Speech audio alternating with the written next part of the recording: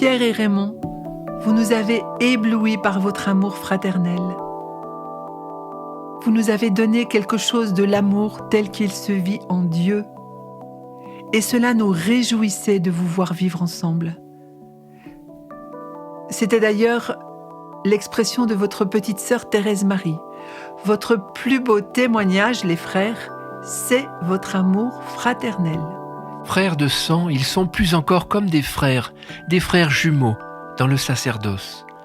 Bien que leur caractère soit très différent, pour l'un c'est un peu le jour et l'autre la nuit. Mais ils sont très complémentaires. L'un est plus l'homme du désert et l'autre un missionnaire hors frontières. Ensemble, ils mettent leur charisme propre au service de la mission commune.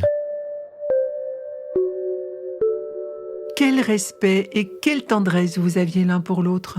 Votre unité, vous la puisiez en Jésus. Ce n'était pas du tout humain, c'était vraiment de l'ordre surnaturel.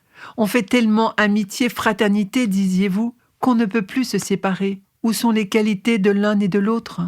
On se confesse tous les 10 jours l'un à l'autre. Depuis 40 ans, on se confesse presque toutes les semaines. C'était vraiment bouleversant de voir ces deux frères échanger le baiser de paix à l'autel. Ce geste était l'expression de quelque chose d'invisible et de très grand que nous pressentions.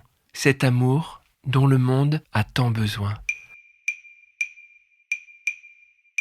Alors que Père Raymond hésite à rentrer dans la congrégation de son frère, Pierre, alors maître des novices, lui écrit « Raymond, concrètement, laisse venir les événements. En septembre, tu vas à Grenay, à la fraternité près de Vienne. Tu passes un mois. Si ça va, tu commences ton postulat. Si ça ne va pas, le Seigneur te dira bien où il te veut. Peut-être que ta vocation à une vie religieuse est ailleurs. Alors, ce serait une faute de te donner au point de départ une certitude qui ne peut être vraie qu'après un temps suffisamment long de postulat. C'est normal, il faut désirer cela, car c'est la vue de Dieu au départ d'un appel. Pierre respecte l'appel de son frère, qui ne sera peut-être pas dans la même communauté que lui. Le duo se transformait aussi en trio, avec Xavier le jumeau qui apportait son soutien technique, ses compétences au frère. Lui aussi était très dévoué, un homme très relationnel. Aimer, c'est tout donner, c'était ça pour les trois.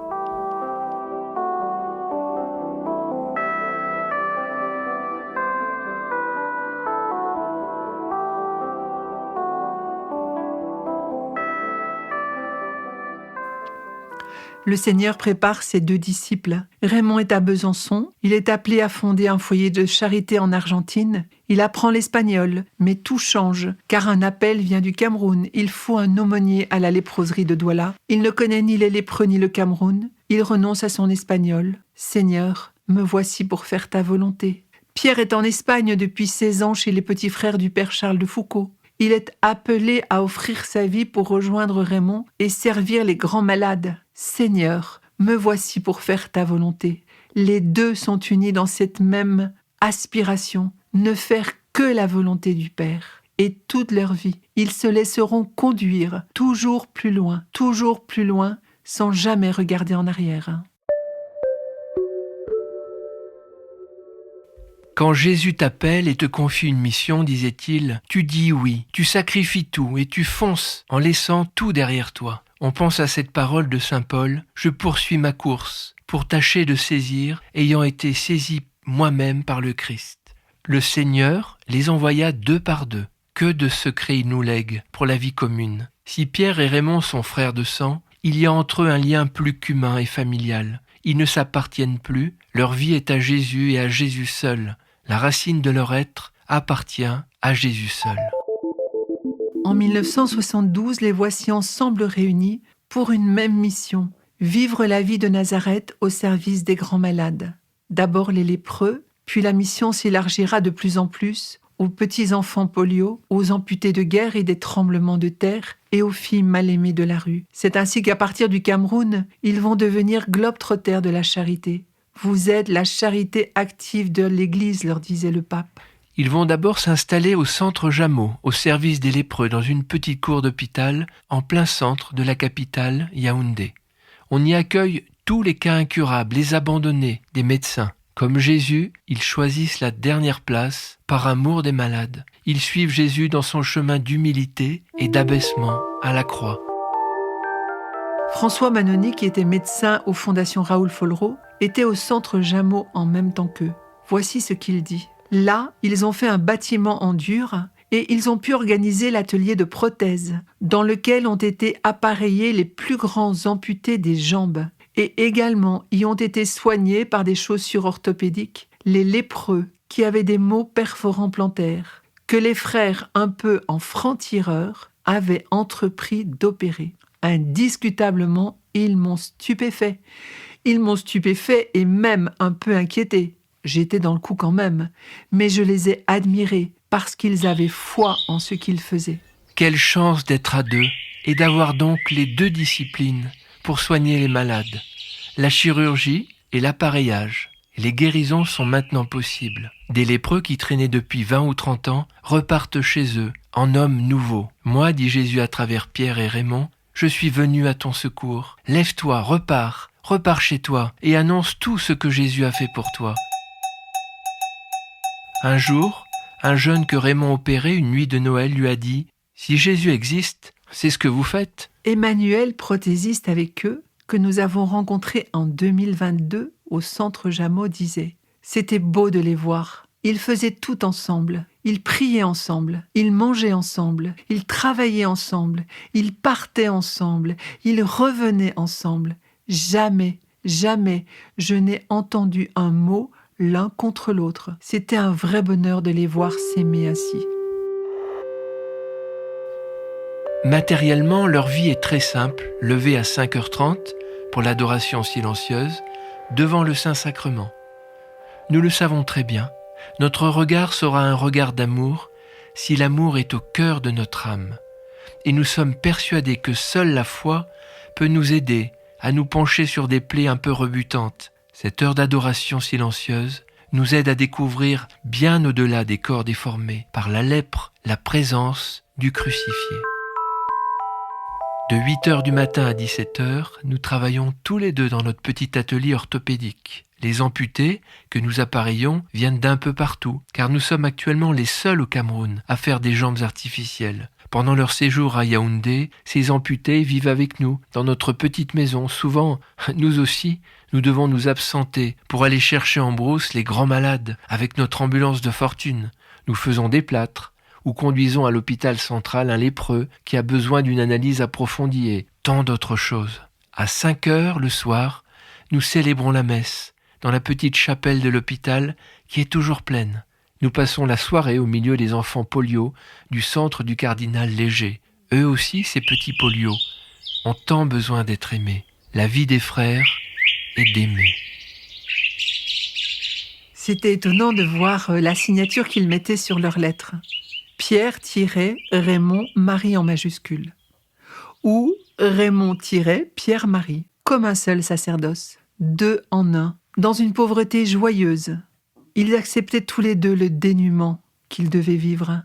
Par exemple, au Vietnam, ils avaient juste 2 œufs pour manger chaque jour. Sinon, ils savaient qu'ils prenaient le riz des réfugiés.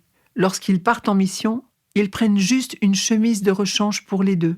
C'est ainsi qu'ils aimaient suivre Jésus dans son dénuement et manifester leur solidarité avec les pauvres qu'ils rencontraient.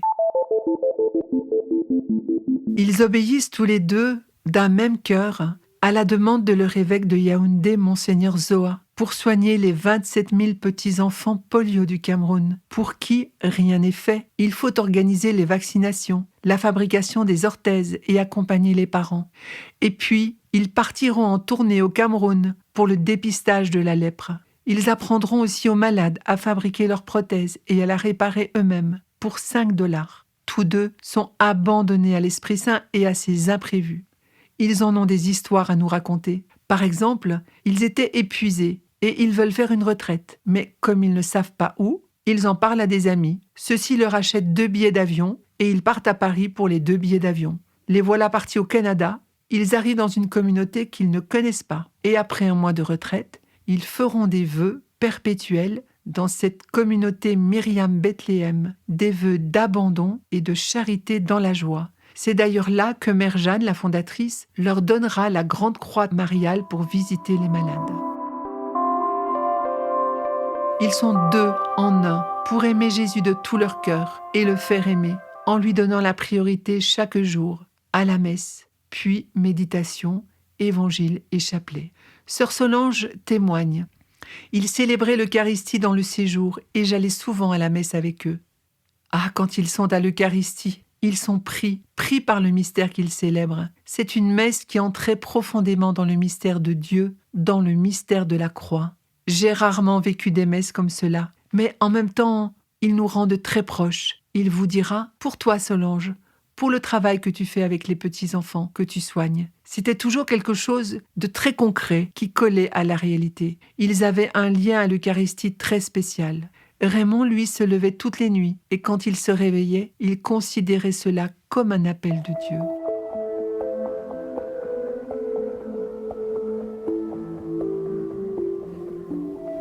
Deux en un pour un accueil inconditionnel.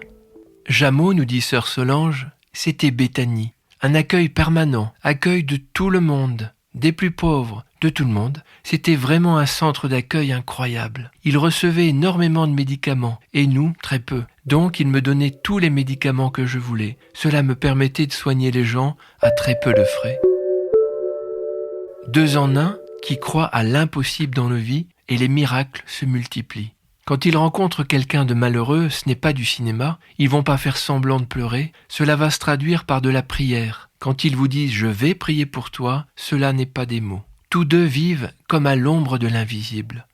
Et les signes, les miracles, les grâces tombent incessamment comme si c'était normal. C'était comme un seul sacerdoce, les deux unis, en Marie. Raymond consacre toujours le corps du Christ et Pierre le sang. Raymond qui avait été appelé à opérer les pieds des lépreux, et Pierre dont la vocation était d'aller chercher toutes les âmes perdues.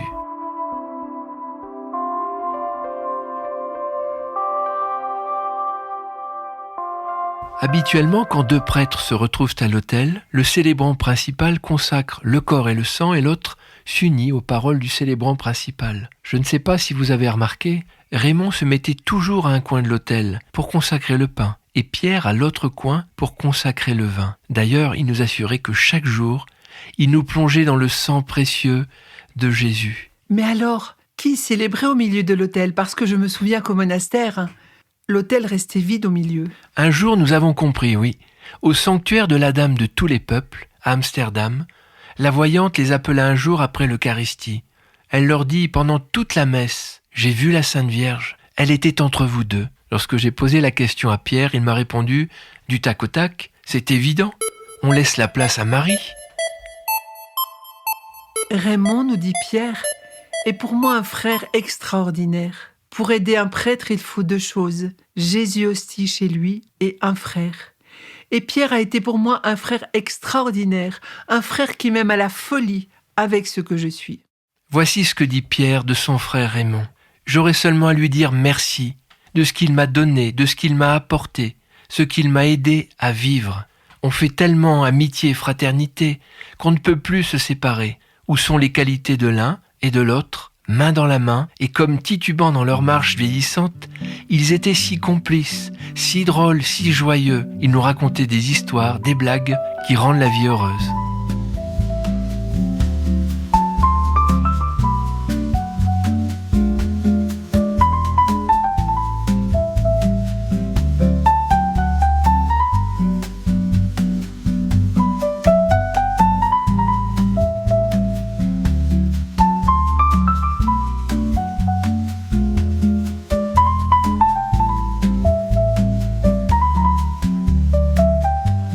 Pour les grandes fêtes, ils échangeaient des cadeaux. Ils n'allaient pas acheter un cadeau au magasin, pas du tout.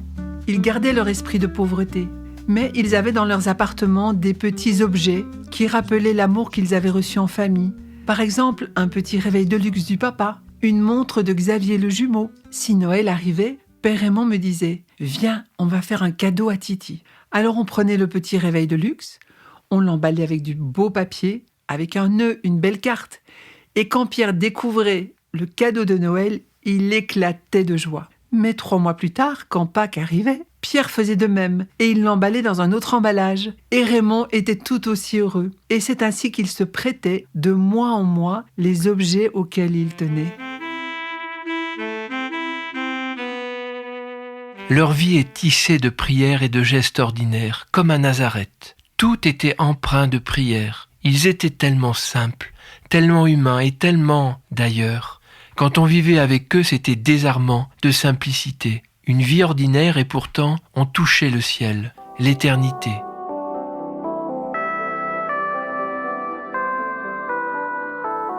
Deux jours avant le départ au ciel de Père Pierre, celui-ci est dans une espèce de semi-coma. Il ne parle plus. Avec Père Raymond, nous sortons de l'hôpital et je glisse à l'oreille de Père Pierre « Mon père, ton frère est là ». À ce moment-là, de toutes les forces qui lui restent, il sort de son coma et il commence par crier pendant 2 heures. Il répète toujours la même phrase. « Je vais mourir, mais je t'aiderai !» Il criait tellement fort que les sœurs sont montées et elles nous ont dit « Mais qu'est-ce que vous faites au Père Pierre ? Mais qu'est-ce que vous faites au Père Pierre ?» Et en effet, ce lien a perduré avec la mort. Est-ce que ce n'est pas le plus beau signe de l'éternité de l'amour, de l'éternité de leur amour fraternel ? Dès que Père Pierre est parti au ciel, chaque nuit, il est venu visiter son frère. Les messages étaient différents. Une fois, Père Raymond nous a dit « Titi est venu cette nuit. Il est venu avec la Sainte Vierge. La Sainte Vierge faisait danser les anges. Titi encensait. Qu'est-ce qu'il était heureux !» Une autre fois, Titi est venu cette nuit avec le petit Robert. Mais qu'est-ce qu'ils sont heureux au ciel ! Une autre fois, il est venu et il a dit à Père Raymond, surtout Raymond, n'oublie pas d'aller chercher les pauvres, les malades. Et le premier jour après son départ, il a dit à frère Raymond, ah Raymond, je peux pas rester ici maintenant, c'est trop sombre. Il faut que je retourne au ciel. Et avant que Père Raymond parte à l'hôpital, il m'a dit « Titi est venu cette nuit. Il m'a dit « C'est pour bientôt. Maintenant je viens te chercher. C'est tout proche. » Qu'est-ce que c'est beau le ciel! Tu ne peux pas te rendre compte comme c'est beau le ciel. Tu te souviens à Rome, dans les dernières semaines de Père Pierre, avec quelle joie débordante il chantait toujours le même refrain. Ils sont arrivés, se tenant par la main, l'air émerveillé de Dieu chérubin, portant le soleil